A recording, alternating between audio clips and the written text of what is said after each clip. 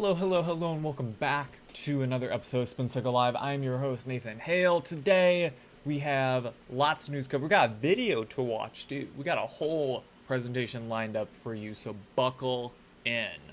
Be ready for it. We got so much to cover and so little time to do it. First, let me know how you all are doing. Hope you're having a great day. Today is Wednesday, June 18th. I almost said January for a second. I don't know why my brain went back to January, but it was June, not January.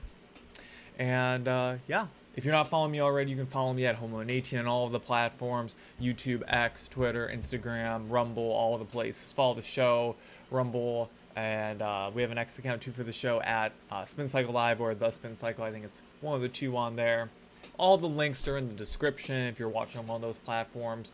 But yeah, anyways, let me know how the show is. Hope you're enjoying it, and feel free to send me messages, tell me how great you love it, and share the show with friends on X. Yeah, let's get right into our very first story of the week. This comes from the Financial Post via AP News. So U.S. unemployment is down, hovering at historically low levels. The number of Americans applying for unemployment benefits dipped to 245,000 last week, hovering at historically low levels, the Labor Department said on Wednesday. U.S. jobless claims ticked down from 250,000 the week before. Economists had expected last week's claim to match that at 250,000. The 4-week average of claims, which smooths out week to week volatility, rose to 245,500, the highest since August 2023. The number of Americans collecting unemployment benefits the week of June 7th slid to 1.95 million. Weekly unemployment claim have a proxy for layoffs and mostly have stayed with a healthy band of 200,000 to 250,000 since the economy recovered from a brief but painful COVID-19 recession in 2020, which temporarily wiped out millions of jobs. In recent weeks, however, claims have stayed at the high end of range, adding to evidence that U.S. job market is decelerating after years of strong hiring. So far this year, employers are adding a decent but far from spectacular 124,000 jobs a month, down from an average 168,000 last year and an average of nearly 400,000 from 2021 through 2023. The hiring slowdown is partly the drawn-out result of 11 interest rate hikes by the Federal Reserve in 2022 and 2023. But Trump's aggressive but often erratic trade policies, including 10% tax on imports for almost every country on earth, are also weighing on the economy, paralyzing businesses and worrying customers who fear they'll mean higher prices. Yeah, I think this was a pretty great article that I guess some of the AP wrote. Rare for them. But yeah, I mean, unemployment being down is great for our economy. We want to see more of that. Adding 124,000 jobs per month, I think, is also fantastic, right? I mean, it goes to show you that, if you're an American, you need a job. There are jobs out there for you. It might not be the job that you want, but there are jobs out there for you to go and get. So that's fantastic. We love to see it, and I totally agree. I think the one little criticism I have is, they're criticizing the job market for slowing down after COVID. Obviously, it's going to slow down after COVID, right? We had enormous job, I don't know what the right word is for it, but, basically, when COVID happened, we lost a whole bunch of jobs, and then after COVID, all those jobs came back and then some, but they came back very quickly, which shot up the amount of jobs available in the United States very fast. And then it starts to kind of bottom off again because it's back to about the pre-COVID levels, right? So you look at that and you go, oh, well, the job market is not accelerating the way that it was right after COVID. Well, obviously it's not, because all the jobs are just coming back after COVID. So I think that makes a lot of sense. That's going to kind of, bottom off just a little bit until we really start to add in a lot more jobs to the market through manufacturing. I mean, I know there's a lot of big projects coming in that are costing billions of dollars that are going to open up a whole lot of jobs in the United States, at least in manufacturing. So we'll see how that goes, and hopefully we get unemployment even lower under the Trump administration. All right. Next story comes from Blaze Media. This one's interesting. I wasn't quite sure where to put this in because this is like a bigger story than I feel like it's getting coverage for. So the title of the story is Vindicated. Patel's FBI uncovers apparent Chinese communist plot to rig 2020 mail-in vote for Biden. The intelligence community appeared keen on downplaying Chinese election interference when it meant helping Biden. In a New York Times Magazine interview published on June 1st, 2020, then Attorney General Bill Barr acknowledged the Department of Justice was concerned that, quote, there are a number of foreign countries that could easily make counterfeit ballots, put names on them, and send them in. Weeks later, President Trump tweeted, quote, rigged 2020 election, millions of mail-in ballots will be printed by foreign countries and others. It will be the scandal of our time. Election officials, Democrats, and the liberal media were quick to suggest that such claims weren't just unfounded, they were preposterous. Like the American liberal establishment, these strategic dismissals have not aged well. FBI Director Kash Patel announced Monday that the Bureau located intelligence reports from August 2020 that detail, quote, alarming allegations regarding an apparent Chinese communist plot to interfere in the presidential election for the benefit of then-candidate Joe Biden. Nearly as damning as the allegations was their alleged cover-up by elements of the intelligence community ahead of the election. Patel told Just the News that the nearly declassified documents include allegations of plans from the Chinese Communist Party to manufacture fake driver's licenses and ship them into the United States for the purpose of facilitating fraudulent mail-in ballots. Allegations which, while substantiated, were abruptly recalled and never disclosed to the public. U.S. Customs and Border Protection announced on July 27, 2020, that between January 1st and June 30th of that election year, CBP officers at the International Mail Facility at Chicago O'Hare International Airport had seized 1,513 shipments containing fraudulent documents, including 19,888 counterfeit U.S. driver's licenses. Quote, the majority of these shipments were arriving from China and Hong Kong, and others seized shipments arriving from Great Britain and South Korea, noted CBP. The licenses were mostly intended for college-age students across various states, in many cases, and the barcode attached to the license actually worked. It's unclear whether some of the hundreds of thousands of Chinese students at universities across the country or some of the nearly 400,000 Chinese illegal aliens were the intended recipients. Officers who have seen the newly declassified documents told Just the News that a confidential source provided the FBI with information in summer 2020 indicated that the Chinese Communist regime was mass-producing fake American driver's licenses in order to create voter identities for Chinese nationals so they could vote with fake mail-in ballots. The goal was apparently to help Biden beat Trump. An intelligence official indicated that despite the gravity of the allegations, the intel report was recalled after just a few weeks and the allegations never fully explored. The reason given was the confidence score needed to be re-interviewed. However, it appears politics may have informed the decision.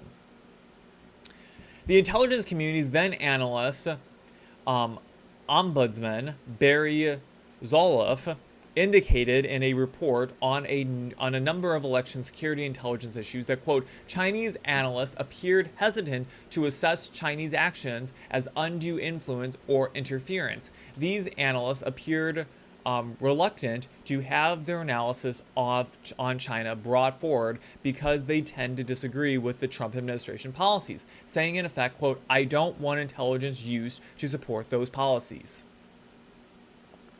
On January 7, 2021, in a January 7, 2021 memo, then Director of National Intelligence and current CIA Director John Radcliffe directed the attention of senators on the Select Committee on Intelligence to how the ombudsman found that, quote, CIA management took actions pressuring analysts to withdraw their support from the alternative viewpoint on China in an attempt to suppress it.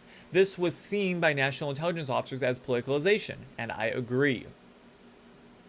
Radcliffe went on to defend Christopher Porter, the former national intelligence officer for cyber at the National Intelligence Council, who led the U.S. intelligence community analysis on threats to American elections, for refusing to back down from flagging the threat of Chinese election interference. Contrary to supposed majority view, Porter apparently maintained that, quote, China took at least some steps to undermine former President Trump's re-election chances.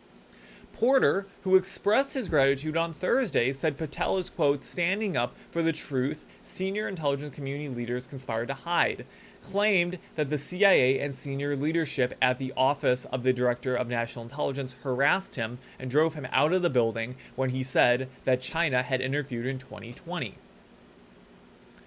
Quote, just remember, this wasn't an oversight. It was a deliberate effort by the national intelligence community to hide these facts from the public so President Trump couldn't defend his campaign for re-election, Porter added. The ombudsman took pains to explain that, quote, due to varying collection and insight into hostile state actors, leadership intentions, and domestic election influence campaigns, the definitional use of the terms influence and interference and associated confidence levels are applied differently by the China and Russian analytic communities. In March 2020, when the National Intelligence Council released an assessment report stating with high confidence that, quote, China did not deploy interference efforts and considered, but did not deploy influence efforts intended to change the outcome of the U.S. presidential election. Quote, okay, so, quote, they should be investigating and getting this ready for prosecution. The report noted further that the intelligence community had, quote, no intentions that any foreign actor attempted to alter any technical aspect of the voting process in the 2020 U.S. elections, including voter registration, casting ballots, voting tabulation, or reporting results. Patel told Just the News he declassified the intel documents pertaining to the August 2020 intel report and provided them to Senate Judiciary Committee Chairman Chuck Grassley for further review. The news of the documents located and declassification was well revived by a number of Republican lawmakers, including Representative Anna Pauline Luna, who stated, quote, America needs to wake up. Trump is not the enemy. It's the CCP. Mike Howell, president of the Oversight Project, suggested to Blaze News that, quote, a limited disclosure to Congress is not sufficient. Quote, they're the Federal Bureau of Investigation, continued Howell. They should be investigating and getting this ready for prosecution. So that's the end of that article. This is wild. You know, I've been very kind of lukewarm about the whole election interference in 2020 situation. Did it happen? Did it not happen? The position I've kind of taken is I'm sure that there were actors at play here trying to corrupt an election. I'm sure it happens in literally every single election in American history. But to go as far as to say that the entire election was swayed in President Biden's favor over Trump and that Trump did technically win that election, I'm not so sure about that, right? I still think that Joe Biden did win fair and square and Trump won the 2024 election fair and square, right? Which is my opinion right now based on the facts, right? I don't have the evidence in front of me to suggest that, yes, even though we found these drivers and these IDs and everything, were they used to actually cast fraudulent ballots or not, right? They could have been, but that evidence is not there yet, right? The evidence that we have right here in front of us now is that there were fake IDs for college students, that there were a whole bunch of different documents and stuff that were shipped into O'Hare, and that the intelligence apparatus was wishy-washy in the information they were releasing to the public, right? I think that's very suspicious of the intelligence agencies, but is it suspicious enough to say that there was foul play at hand? I'm not sure yet, right? More evidence will need to come out, and when the FBI releases documents that say that there was absolute unequivocal election interference that caused fake ballots to go in to the favor of President Biden for him to win that election, I will 100% be behind it and say yes, that election was a malfunction of our democracy, of our republic. It was 100% fabricated to allow Joe Biden to win. But until I see that, I can't say that right now, right? Yeah, we gotta pump the brakes a little bit. I think this is a damning article. Go and read it yourself again. I've read it twice now. This is a lot of information in there, And it's damning evidence against our intelligence agencies. And the fact that they stood idly by and knew this information and didn't release it, right? I understand that they didn't have the information to say that the election was rigged, but they knew that there was all this information out there. They knew that there were fake IDs coming into the country, a lot of them from the Chinese party. And the fact they didn't release that information says a lot. That could have been used in the court case by Trump to go in and recount ballots and check them, right, for signature verification, all of that, right? So, very interesting article. Great reporting. Good job, Blaze Media. All right. The video to show you now. So, Tucker Carlson interviewed Ted Cruz. And I think the full interview might be out now if you want to go watch the link. I just have a little clip here. So, he interviewed Ted Cruz and asked him a few questions about Iran and getting to war with Iran and how the United States was handling it. So let's go ahead and watch that. We'll talk about it. How many people live in Iran, by the way? I don't know the population. At all? No, I don't know the population. You don't know the population of the country you seek to topple? How many people live in Iran? 92 million. Okay.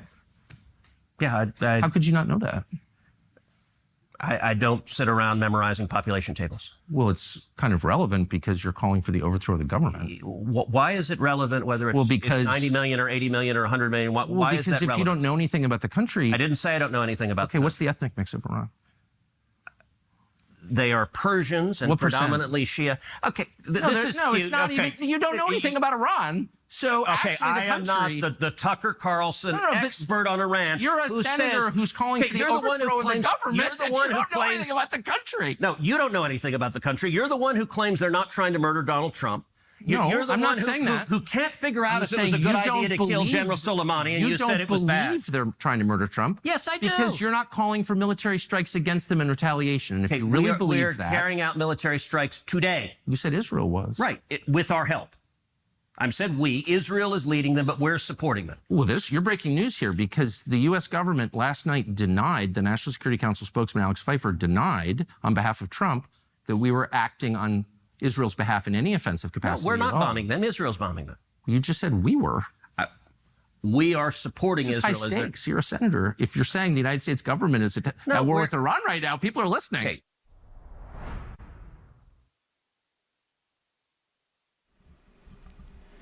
So that is quite the interview. I kind of want to watch the whole thing now. I mean, he definitely... How many people live in Iran? He definitely hooked me into watching the whole thing now. So if it's free online, I'll give it a watch somewhere, right?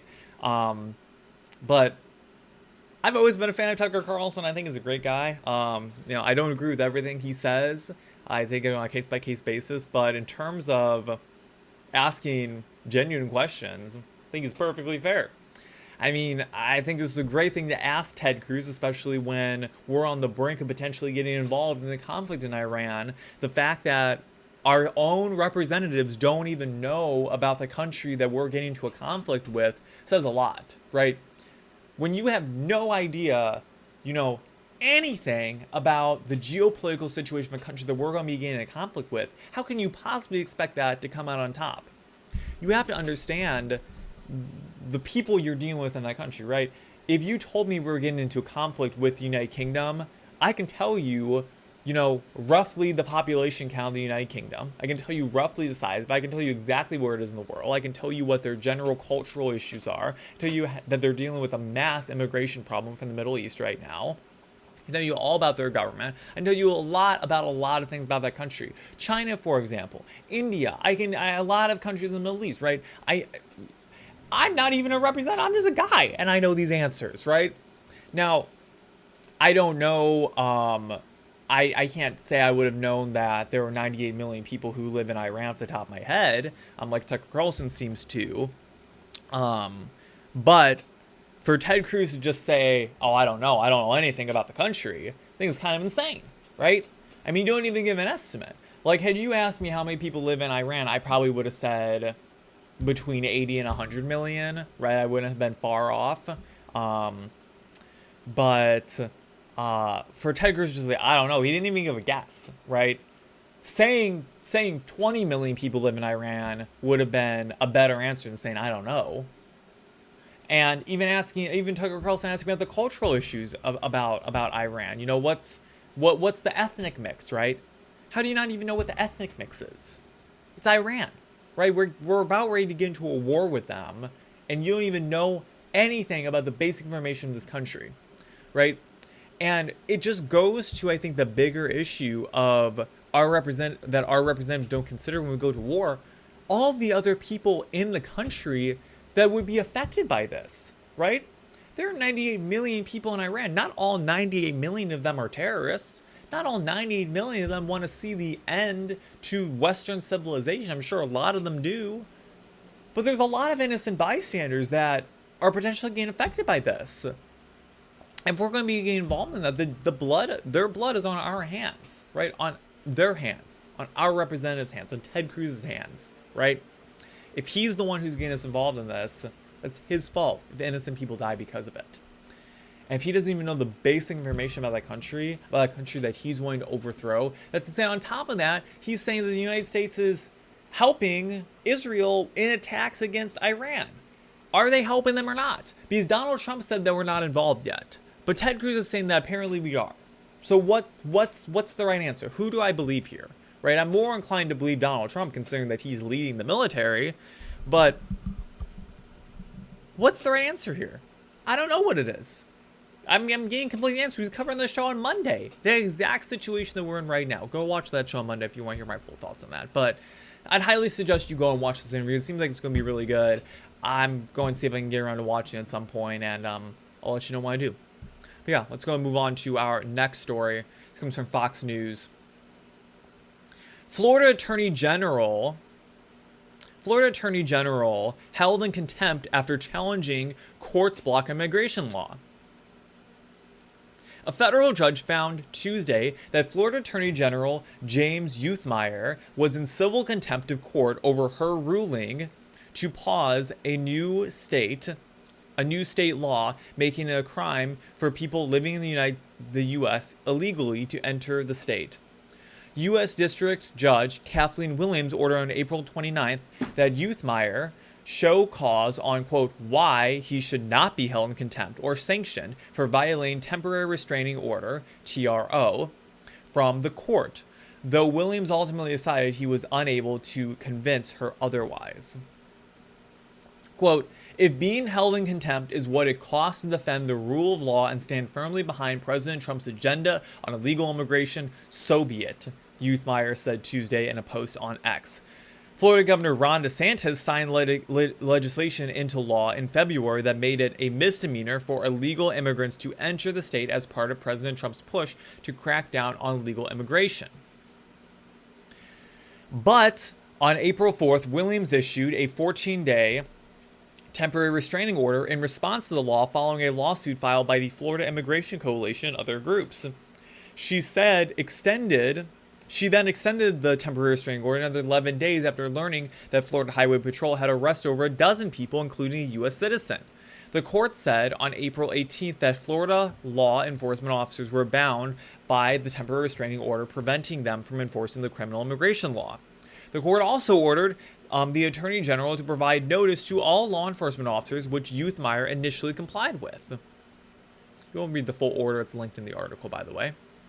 But on April 23rd, he sent a follow-up letter telling the law enforcement community that, quote, no judicial order properly restrains you from, quote, enforcing the immigration law, adding that, quote, no lawful, legitimate order currently impedes your agencies from continuing to enforce the statute.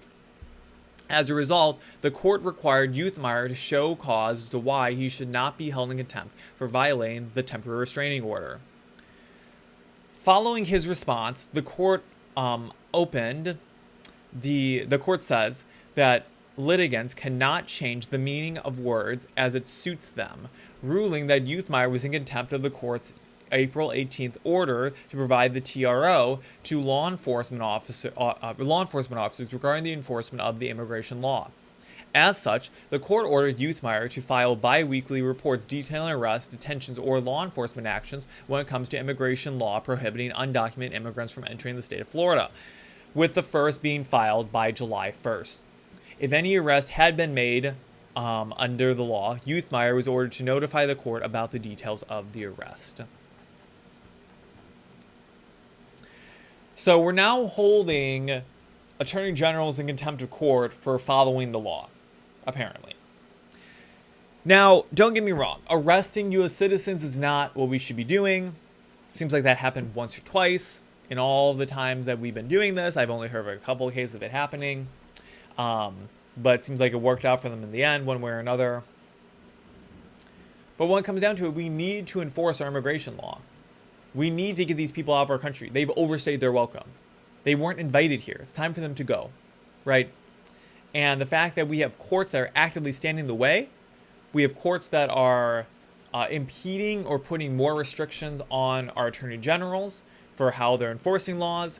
We have courts that are actively helping immigrants, illegal aliens, exit the courtroom through the back door to get out, sneak them out the back. It's insane. It's insane. So good for the Attorney General of Florida. He's a good guy for standing up and standing his ground and saying, no, we're going to follow what the president wants. We're going to follow what this country is. We're going to make sure that our laws are enforced properly. Good job. We'll be sure to update you on the story as it continues. Our last story of today from the Daily Wire. Supreme Court upholds Tennessee's ban on transgender drugs for children. The Supreme Court on Wednesday upheld a Tennessee law prohibiting transgender drugs and surgeries for children, a major win for conservative activists and parent groups. The court ruled 6-3 in United States v. Shirkmite that the Tennessee law does not violate the 14th Amendment Equal Protection Clause. Tennessee Attorney General Jonathan Shirkmite defended the law before the High Court in December, saying it was a matter of, quote, protecting kids from the consequences of decisions that they cannot fully understand. Chief Justice John Roberts penned the court's opinion and said the plaintiffs, quote, contoured the meaning of the term medical treatment. Quote, notably absent from their framing is a key aspect of any medical treatment, the underlying medical concern the treatment is intended to address, Roberts wrote. Roberts rejected the plaintiff's argument that Tennessee's law discriminates on the basis of sex. Quote, the law does not prohibit conduct from one sex that it permits for another, Roberts wrote. Under SB 1, no minor may be administered puberty blockers or hormones to treat gender dysphoria, gender identity disorder, or gender incongruence. Minors of any sex may be administered puberty blockers or hormones for other purposes. Roberts also noted that the number of minors requesting, quote, sex transmission treatments has increased in recent years, while there have been, quote, rising debates regarding the related risks and benefits of such treatments, quote, including European countries cracking down on these producers and drugs. Justice Clarence Thomas wrote a concurrent opinion in which he said, quote, there's no medical consensus on how to treat gender dysphoria in children, and, quote, recent revelations suggest that leading voices in the area have relied on questionable evidence and have allowed ideology to influence their medical guidance. Justice Amy Coney Barrett and Samuel Alito wrote concurring opinions, and Justice Sonia Sotomayor wrote a dissent that was joined by Justice Elena Kagan and Ketanji Brown Jackson. Sonia Sotomayor claimed that, quote, transgender adolescents' access to hormones and puberty blockers known as gender-affirming care is not a matter of mere cosmetic preference. To the contrary, access to care can be a question of life or death. Advocates have pushed a similar line to parents of trans-identifying children for years.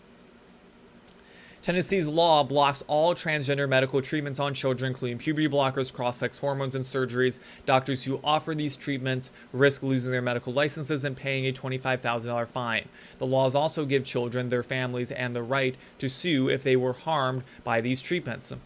The plaintiffs in the Tennessee case, which include trans-identifying teens and their families, claimed the state's ban violates the 14th Amendment, which requires that everyone is treated equally under the law by preventing them from accessing medical treatments that are available to others. They also claim that the ban violates parental rights to make healthcare decisions to their children. The law also immediately challenged when it took effect in July 2023. A Nashville federal district judge blocked the law the same month, but a week later, the Sixth Circuit Court of Appeals combined the Tennessee case with a similar case out of Kentucky and ruled in favor of both bans. The Biden administration joined the lawsuit against Tennessee and urged the Supreme Court to take up the case, saying the court's opinion was, quote, urgently needed, since the confusion among federal courts had resulted in, quote, profound uncertainty. Federal appeals courts have been divided in recent years on whether state bans on these transgender medical interventions for children are unconstitutional. When they asked Ketanji Brown Jackson what she thought of it, she said, I'm not a biologist. I made that last part up. She didn't actually say that. But in my head, she did. This is great. This is fantastic news. Another win by the Supreme Court. Another win for sanity in the United States. It's ridiculous how out of hand the trans issue has gotten in recent years. You would think that half the population is trans. You would think that 90% of kids these days are wanting to chop their parts off and go take hormone blockers, right?